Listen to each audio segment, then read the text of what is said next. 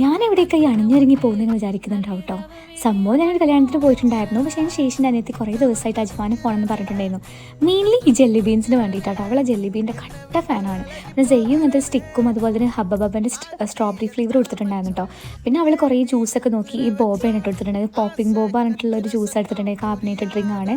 അങ്ങനെ സെയ്യും ഒരു കവർ വാങ്ങി, നെഹ്ലിയും ഒരു കവർ വാങ്ങി കേട്ടോ.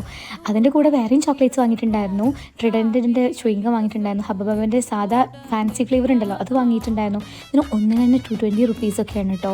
ചുപ്പാ ചിപ്സിൻ്റെ ഒരു സംതിങ് ചുയിങ്കം വാങ്ങിയിട്ടുണ്ടായിരുന്നു നെഹ്ല. പിന്നെ അതെത്തി ഞങ്ങൾ നേരെ വന്നിട്ട് നോക്കിയിട്ടുണ്ടായിരുന്നു ഈ ജ്യൂസാട്ടോ.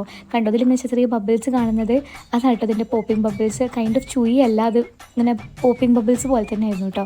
പിന്നെ ഈ സ്റ്റിക്ക് ഒട്ടും പറ്റത്തില്ല കേട്ടോ. ആരും പോവുകയാണെങ്കിൽ വാങ്ങരുത്, ഒട്ടും രസമല്ല ഇത്. സെയ്യ് പോലും മര്യാദക്ക് കഴിച്ചിട്ടില്ല കേട്ടോ. അപ്പോൾ ഇത്രയ്ക്കേ ഉള്ളൂ. ഇഷ്ടപ്പെടുന്ന ലൈക്ക് ചെയ്യണം, ഷെയർ ചെയ്യണം, സബ്സ്ക്രൈബ് ചെയ്യണം മറക്കരുത്. Okay, by.